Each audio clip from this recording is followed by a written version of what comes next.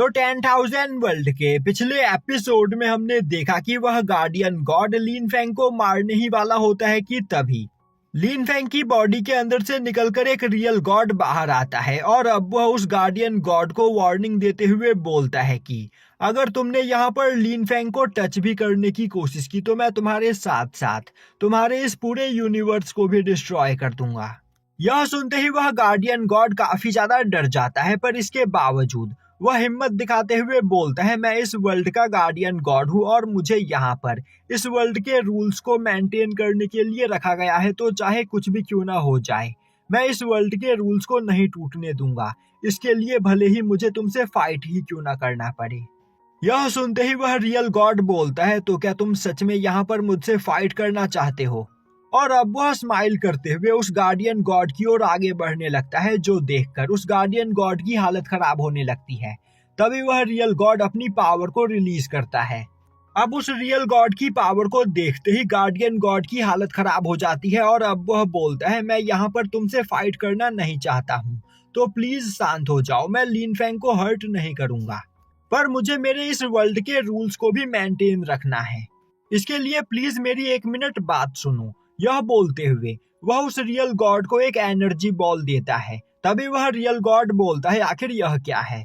अब वह guardian God बोलता है यह एनर्जी बॉल बस यहाँ पर लिन फेंग की डीमन मार्शल सोल और उन सभी ट्रेजर्स की पावर को सप्रेस कर देगा, जिसे लिन फेंग फॉरबिडन एरिया से यहाँ पर लेकर आया है, जिससे लिन फेंग उन ट्रेजर्स की पूरी पावर का यूज नहीं कर पाएगा और मेरे द्वारा दिए गए इस एनर्जी बॉल से ना ही यहाँ पर तुम्हारे ओरिजिन को कोई खतरा होगा और ना ही लिन फेंग को। मैं बस मेरे इस वर्ल्ड में पावर का बैलेंस बनाए रखना चाहता हूँ, तो प्लीज यहाँ पर शांत दिमाग से इस बारे में सोचो। यह सुनते ही रियल गॉड बोलता है ठीक है, मुझे तुम्हारा यह ऑफर मंजूर है।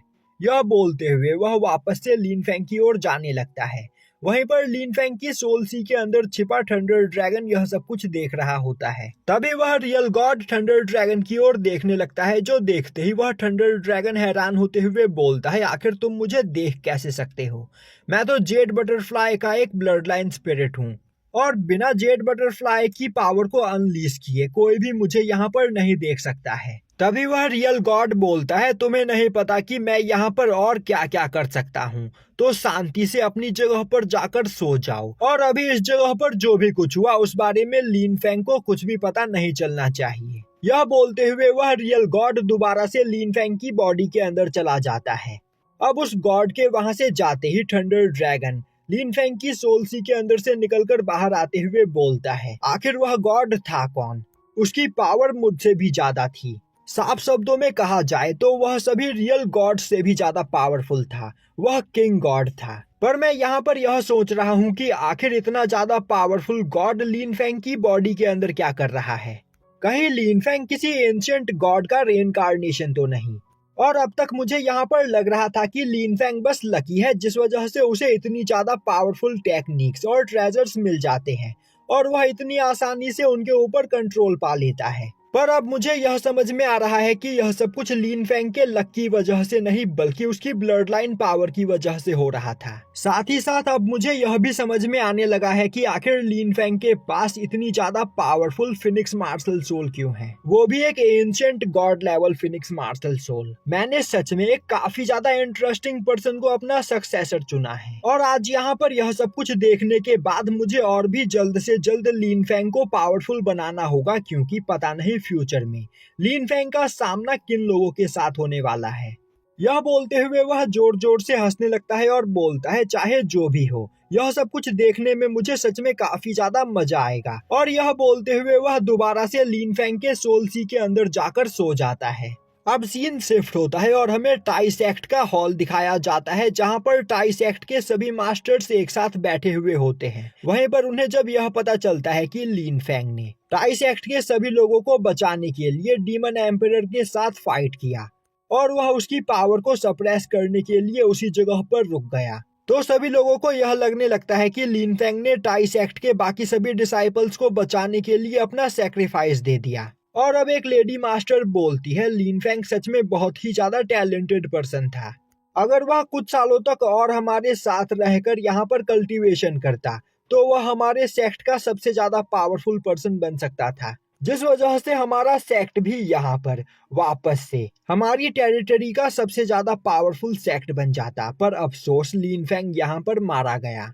तभी मैंगटियान बोलता है, आखिर आप सभी लोग यह किस तरह की बातें कर रहे हो? अंकल फेंग अभी भी जिंदा है, मैं उनकी स्पिरिचुअल एनर्जी को अभी भी सेंस कर सकता हूँ। तभी टाई सेक्ट के मास्टर बोलते हैं, मैं भी यह आशा करता हूँ कि लीन फेंग यहाँ पर जिंदा हो, और अगर लीन फेंग उस जगह से सही सलामत वापस लौट आता है तो हमारा टाई सेक्ट नॉर्थर्न टेरिटरी का सबसे ज्यादा पावरफुल सेक्ट बन जाएगा।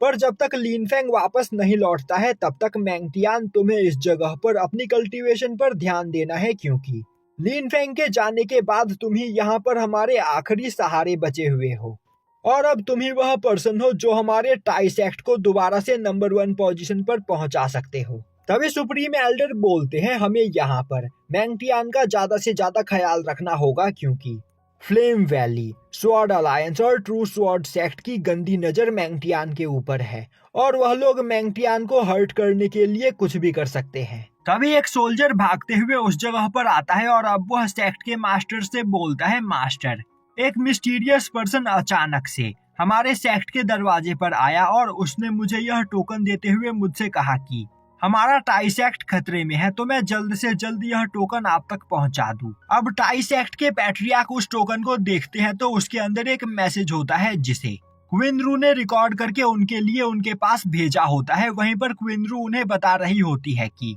Sword alliance, true sword sect और फ्लेम वैली तीनों ही सेक्ट ने आपस में हाथ मिला लिया है, और वह तीनों अपने अपने एंसेस्टर्स को लेकर कभी भी टाई सेक्ट के ऊपर अटैक कर सकते हैं। यह सुनते ही वहां पर खड़े सभी लोग परेशान हो जाते हैं। तभी एल्डर चू बोलते हैं, मुझे लगा ही था कि एक न एक दिन यह जरूर होगा। स्वॉर्ड अलायंस और ट्रू स्वॉर्ड सेक्ट हमें यहाँ पर डिस्ट्रॉय करने के फिराक में थे, और अब फ्लेम वैली ने भी उनके साथ हाथ मिला लिया है। साथ ही साथ उनके पास अभी एक अच्छा मौका है हम पर अटैक करने का। वह तीनों एक साथ मिलकर हम पर अटैक करके मैंगटियान के पास मौजूद सभी कीमती ट्रेजर्स इससे छीनना चाहते हैं। और अब एल्डर चू मैंगटियान से बोलते हैं, मैंगटियान, इस जगह की सिचुएशन खराब होने वाली है, तो फिर क्यों ना तुम वापस अपने घर लौट जाओ। तभी वहां पर बैठी हुई एक लेडी मास्टर बोलती है, नहीं, हम यह नहीं कर सकते हैं, क्या पता उन तीनों सेक्ट के जासूस यहाँ पर चारों ओर फैले हो, और अगर उन्हें यह बात पता चल गई कि मैंगटियान वापस अपने घर जा रहा है तो वह रास्ते में ही मैंगटियान को कैद कर लेंगे। यह सुनते ही टाई सेक्ट के पैट्रियार्क खड़े होते हुए बोलते हैं, हमें यहाँ पर चाहे कुछ भी क्यों ना हो जाए, मैंगटियान को बचाना होगा, पर हम अकेले यहाँ पर उन तीनों सेक्ट का सामना नहीं कर सकते हैं, तो हमें यहाँ पर जल्द से जल्द कुछ और सोचना होगा। और अब वह मैंगटियान की ओर देखते हुए बोलते हैं, मैंगटियान, क्यों ना तुम अपने मैंग फैमिली के एंसेस्टर्स को यहाँ पर बुला लो। अब यह सुनते ही मैंगटियान काफी ज्यादा परेशान हो जाता है और सोचने लगता है कि मैंने तो सेक्ट के सभी लोगों को यह बताया था कि मैं चू फैमिली का मेंबर हूँ, तो आखिर सेक्ट के पैट्रियार्क को यह कैसे पता चल गया कि मैं चू फैमिली का नहीं बल्कि मैंग फैमिली का मेंबर हूँ। तभी पैट्रियार्क बोलते हैं, मैंगटियान, तुम्हें परेशान होने की कोई जरूरत नहीं, क्योंकि मुझे यहाँ पर सब कुछ पता चल चुका है, क्योंकि कुछ महीनों पहले मास्टर मैंगजीबी तुम्हें ढूंढते हुए यहाँ पर आए थे, और उन्होंने मुझसे कहा था कि तुम्हारी मदर तुम्हारे बारे में सोचकर बहुत ही ज्यादा परेशान हो रही है, पर मैंने उन्हें यहाँ की सभी सिचुएशन के बारे में समझाया, जिसके बाद वह यहाँ से वापस लौट गए। अब यह सुनते ही वहाँ पर खड़ी चूलियान सोचने लगती है, तो क्या मैंगटियान मेरी कजन क्विनक्यू का बेटा है? मैंने इसके बारे में काफी कुछ सुना था। अब सीन शिफ्ट होता है और हमें एक जगह पर मैंगटियान की दोनों बहनों को दिखाया जाता है जो कि आपस में फाइट करते हुए ट्रेनिंग कर रही होती है। वहीं पर बगल में ही बैठी हुई क्विनक्यू मैंगटियान के बारे में सोचकर काफी ज्यादा परेशान हो रही होती है। तभी मैंगटियान क्विनक्यू के द्वारा दिए गए एक जेड टोकन का यूज करते हुए क्विनक्यू को कांटेक्ट करता है। अब मैंगटियान को देखते ही उसकी दोनों बहनें भागते हुए उसके पास आती हैं। तभी मैंगटियान बोलता है, मदर, आपको मेरे लिए परेशान होने की कोई जरूरत नहीं, मैं फॉरबिडन एरिया से वापस लौट चुका हूँ, साथ ही साथ मैं वहाँ से काफी कीमती ट्रेजर्स भी लेकर आया हूँ, और उस ट्रेजर का यूज करते हुए हमारी मैंग फैमिली के एंसेस्टर अपनी कल्टीवेशन को पूरी तरीके से रिकवर कर सकते हैं, जिसके बाद कोई भी हमारे मैंग फैमिली को बुली नहीं कर पाएगा। यह सुनते ही क्विनक्यू वहां पर काफी ज्यादा इमोशनल हो जाती है। तभी मैंगटियान बोलता है, मदर, आपको रोने की कोई जरूरत नहीं, मैं जल्द ही मैंग फैमिली में वापस आऊंगा और मैं उस जगह पर हुआनफू क्विंटियान को कुत्ते की तरह मारूंगा। अब यह सुनते ही मैंगटियान की दोनों बहनें काफी ज्यादा खुश होती है। वहीं पर क्वीन क्यू बोल रही होती है, मैंगटियान तुम सच में एक टैलेंटेड बच्चे हो और अगर तुम्हारे फादर तुम्हें यह सब कुछ करते हुए देखते तो वह सच में तुम्हारे ऊपर काफी ज्यादा प्राउड फील करते। अब मैंगटियान उस जेड टोकन का यूज करते हुए अपने नाना को कांटेक्ट करता है। अब उसके ग्रैंडफादर मैंगटियान को देखते ही हैरान होते हुए बोलते हैं, मैंगटियान मैं देख पा रहा हूँ कि पहले के मुकाबले तुम्हारी कल्टीवेशन यहाँ पर काफी ज्यादा इम्प्रूव हो गई है। मैंगटियान बोलता है, इतना ही नहीं, मैंने फॉरबिडन एरिया से कई सारे इनहेरिटेंस प्राप्त किए हैं, साथ ही साथ मेरे पास काफी कीमती ट्रेजर्स हैं और अगर मैं चाहूँ तो आपको वह ट्रेजर्स दे सकता हूँ जिसका यूज करके आप अपनी मैंग फैमिली के एंसेस्टर की कल्टीवेशन को रिकवर कर सकते हो। यह सुनते ही मैंगटियान के ग्रैंडफादर खुश होते हुए बोलते हैं, तो आखिर तुम्हें यहाँ पर किस बात का इंतजार है, जल्दी से उन सभी ट्रेजर्स को लेकर मेरे पास आओ। अगर लॉर्ड यूनमैंग की कल्टीवेशन यहाँ पर रिकवर हो जाती है तो हमारे मैंग फैमिली की ओर कोई भी नजरें उठाकर नहीं देख पाएगा और ऐसा करने की वजह से तुम हमारी मैंग फैमिली के हीरो बन जाओगे।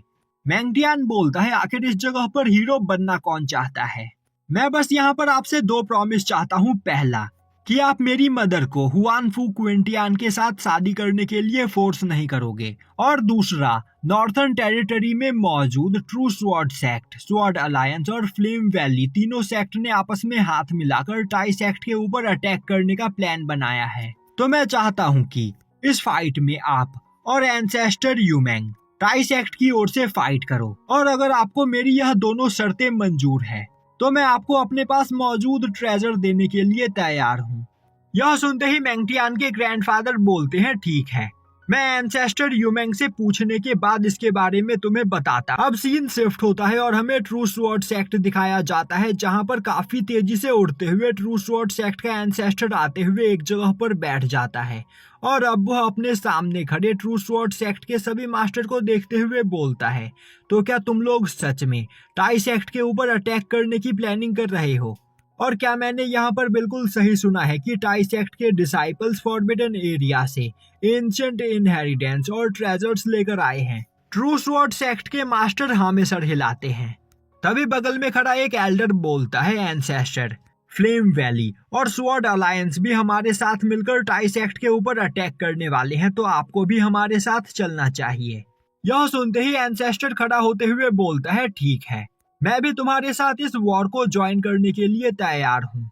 अब सीन शिफ्ट होता है और हमें स्वॉर्ड अलायंस के मास्टर को दिखाया जाता है, जो कि भागते हुए अपने स्वॉर्ड अलायंस के एंसेस्टर के पास जाकर उन्हें इन सभी चीजों के बारे में बताता है, जो सुनते ही स्वॉर्ड अलायंस के एंसेस्टर भी इस फाइट को ज्वाइन करने के लिए तैयार हो जाते हैं।